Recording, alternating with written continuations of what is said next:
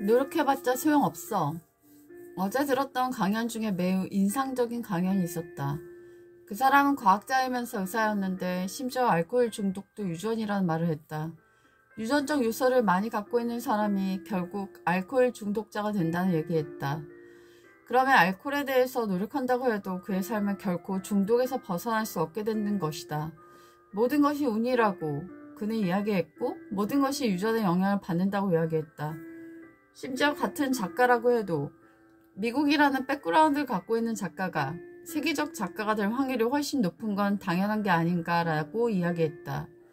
우리나라에서 아무리 훌륭한 작가가 있다고 하더라도 그 작가의 글을 영어로 다시 번역하면 그의 우수함이 과연 영어로 모국어로 사용하는 자보다 더 뛰어나다라는 평가를 받을 수 있겠는가? 아무리 노력해도 타고난 유전적 배경과 국가적 배경의 유리함을 결코 이길 수 없다라는 것이었다. 그래서 성공하고 잘나가고 형통한 사람들은 그렇지 못한 사람들에 대한 빚진 마음을 갖고 베푸는 마음을 항상 가져야 한다고 얘기했다. 그 과학자는 또 이렇게 말했다. 10시간은 공부해도 3시간 공부한 명석한 사람을 결코 따라잡을 수 없다고 했다. 그것은 타고난 것이어서 어쩔 수 없다고 했다. 그 말이 신빙성이 있는 게 티처스라는 프로그램에서 수학이 부족한 학생이 나오는데 그 학생은 정말 너무나 열심히 쉬지 않고 노력했는데도 결과는 비참했다. 나도 문과 출신이라서 수학 수업이나 물리, 화학 수업을 들을 때 도대체 이 알아들을 수 없는 언어는 무엇일까라고 생각했던 적이 많았다. 하지만 내가 관찰한 것들을 글로 쓰는 것은 너무나 쉬웠다.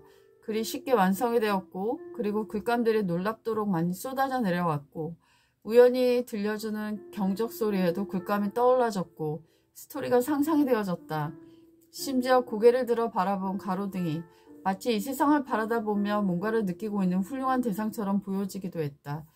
예전에 영어 쓰기를 잘하는 한 원어민이 있어서 어떻게 하면 영어 쓰기를 잘할 수 있는지 물어봤더니 그녀의 대답이 놀라웠다. 없어. 재능이니까.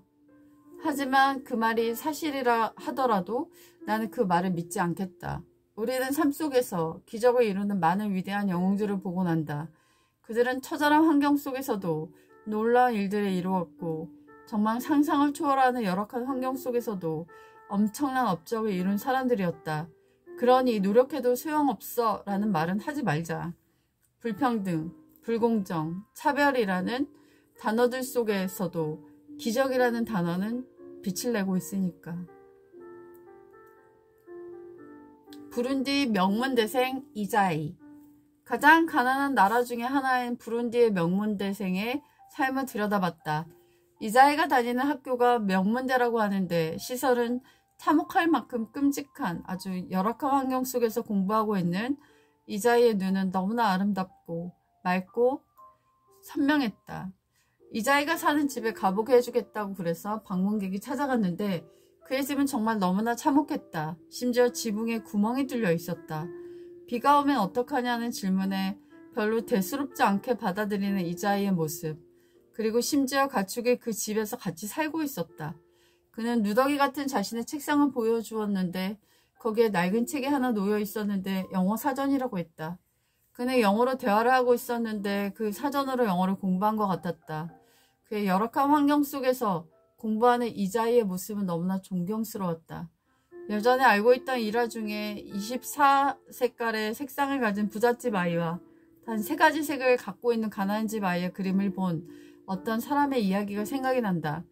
부잣집 아이는 다양한 색깔을 사용해서 화려한 그림을 그렸지만 가난한 집 아이는 3가지의 색을 오묘하고 신비롭게 섞어 써서 누구도 따라할 수 없는 독특하고 몽환적인 아름다운 그림을 완성했다고 했다. 첫 번째 아이는 자신이 갖고 있는 물질적인 것으로 기량을 드러낸 반면에 두 번째 아이는 그가 갖고 있던 절박함이 그의 열정으로 걸작을 만들어내고 있었던 것이다.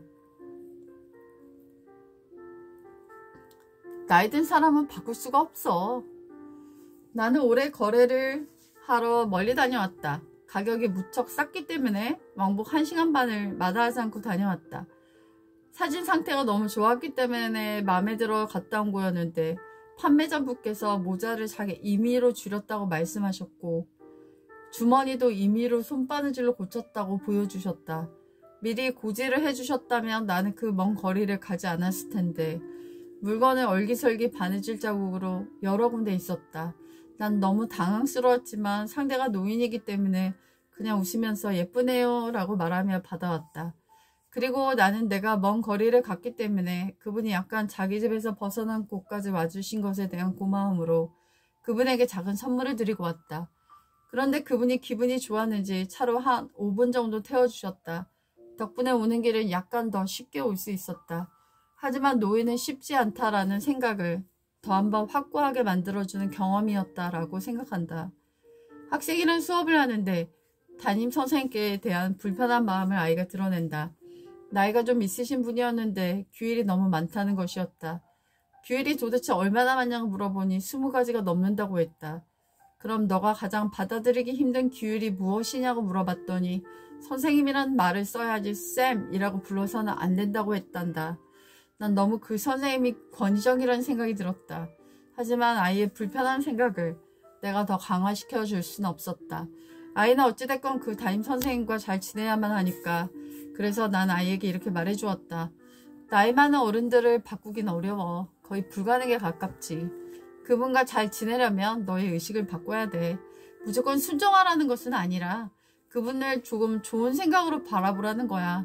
너의 의식을 바꿔보는 것이지. 매일매일 그분의 좋은 점을 한 가지씩만 찾아봐. 그러면 너의 생각이 조금 부드러워지는 걸 느낄 수 있을 거야. 어른들이 좋아하는 아이는 별거 없어. 예의 바르고 표정 좋으면 돼. 너가 그런 아이가 되면 그 선생님한테 매우 좋은 점을 누릴 수가 있어.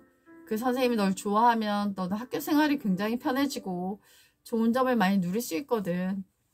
선생님이 이미 저를 좋아하지 않는 것 같아요. 얼마나 됐다고 벌써 싫어해. 그건 아닐 거야. 널 착각일 거야. 설사 그렇다 치더라도 앞으로 더 잘 지내면 되지. 사람의 관계는 계속 변하는 거잖아. 아무튼 너가 싫어하는 마음을 조금 벗어나려고 노력하면 할수록 너의 생활이 비교적 나아질 거야. 아이에게 들려주는 말이 어느 순간 나에게도 들려주는 말처럼 들렸다. 왜 그렇게 어르신들과의 관계들이 쉽지 않은 걸까? 나도 그들의 좋은 점을 발견하려고 애써야지. 더 좋은 점을 찾으려고 살아봐야겠다.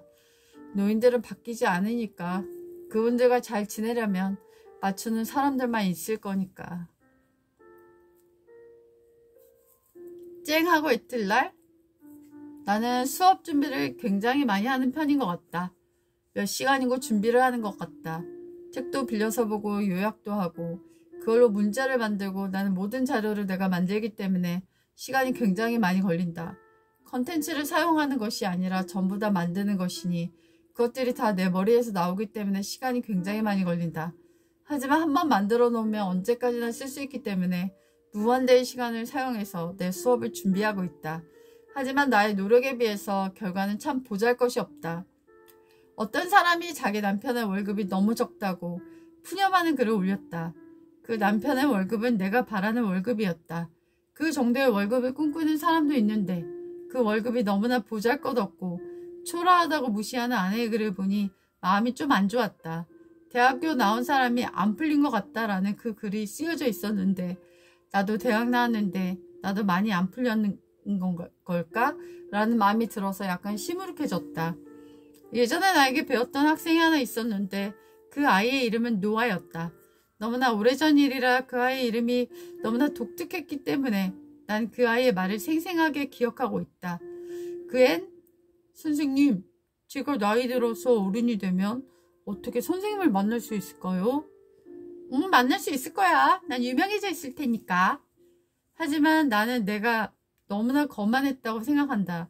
지금 생각하면 너무 부끄러워서 고개를 들 수가 없는 대답이다. 난 정말 너무나 자기애가 강하고 교만했던 사람이었다.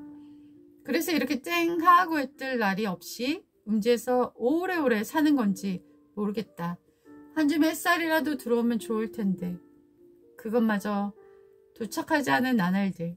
하지만 마음의 무한 긍정을 장착하고 더 열심히 살아야지. 열심히 수업 준비하면서 또 언제 귀중한 학생들이 들어올지 모르니까. 겸손은 인생의 긴 교훈입니다.